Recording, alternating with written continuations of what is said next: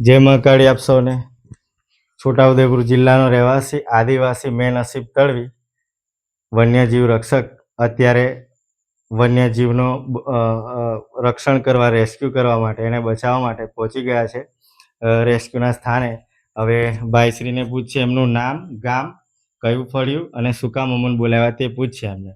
શું નામ તમારું? મારું નામ રાઠવા ભારતસિંહ રમેશભાઈ, ગામ પાલસંડા, વસાહત, મંદિર ફળિયા. તમે અમને શું કરવા બોલાવ્યા?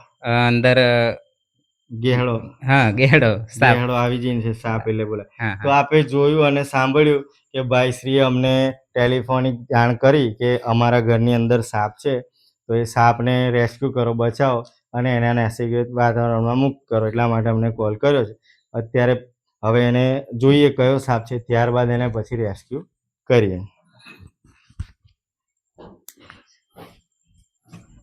આની અંદર હતો કે અહીં હતો ને? ઓકે. તો એમના કીધા પ્રમાણે આ જે થેલી મૂકેલી છે એની અંદર છુપાયેલો છે સાપ. એ સાપને હવે આપણે જોઈએ, ત્યારબાદ એને જે રીતનો એ સાપ હોય એ પ્રમાણે એનું રેસ્ક્યુ કરીએ. આપણે જોઈએ પહેલાં તો કયો સાપ છે. અત્યારે આપણે અહીંયા જોયું એ ધામણ સાપ છે, આની અંદર છુપાયેલો છે. અહીંયા ગાડી આપ જોઈ શકો છો એની અંદર.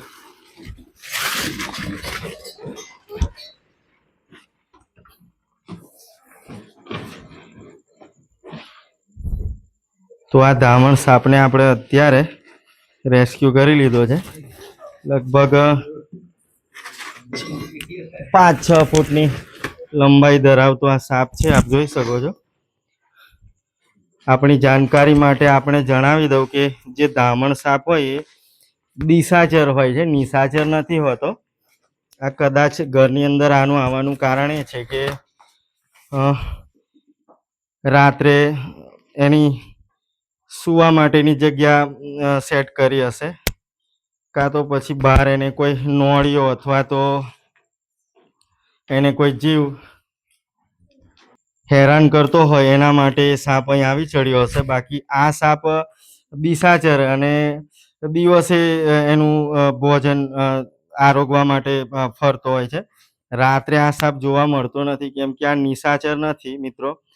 એટલે દિશાચર ને નિશાચરનો ફરક એ છે કે દિશાચર જે હોય છે એ દિવસે એનું ભોજન આરોગતો હોય અને નિશાચર હોય એનું રાત્રે ભોજન આરોગતો હોય. જેવી રીતે કે કાળોતરો હોય, રૂપસુંદરી હોય, અમુક સાપો જે હોય છે એ રાત્રે એનું ભોજન આરોગતા હોય અને અમુક નિશાચર ને દિશાચર બંને હોય છે. એમાંનો આ જે છે એ દિશાચર હોય છે, એટલે રાત હન્ટ કરવા કે એનો શિકાર કરવા માટે નથી આવતો. આપ જોઈ શકો છો.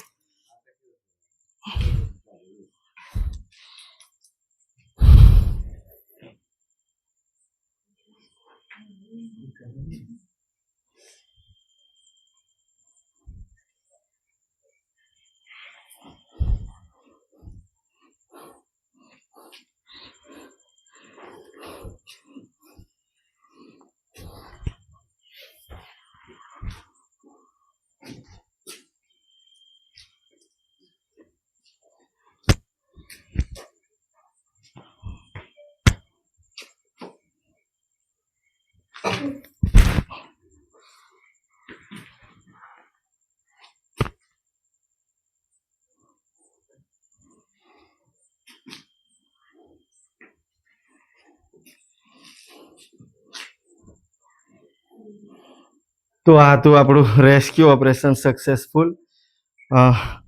એને હાનિ ના પહોંચે, એને નુકસાન ના થાય એ રીતે કેરફુલી, સક્સેસફુલી આપણે ધામણ સાપ જે ઘરની અંદર હતો, છુપાયેલો હતો, એને આપણે રેસ્ક્યુ કરી લીધો છે. આપ જોઈ શકો છો.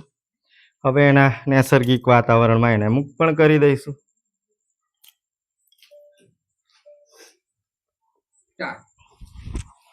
તો અત્યારે આ સાપ જે છે અહીંયા ગાડી ઉંદર હશે, એ ઉંદર અને એના બચ્ચા સાથે જ ખાઈ ગયો તો આપ જોઈ શકો છો.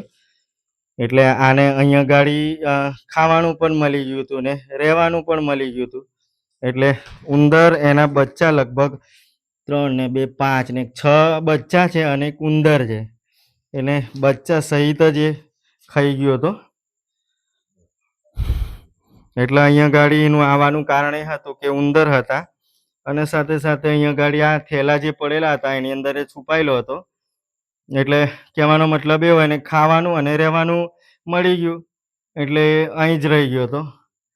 બીજું કોઈ કારણ નહોતું અને ખેતરની અંદર આ ઘર છે એટલે આજુબાજુ કદાચ એને જવાનો ટાઈમ ના મળ્યો હોય એની રહેવાની જગ્યા એટલે અહીંયા ગાડી સેટ થઈ ગયો હશે. આપ જોઈ શકો છો.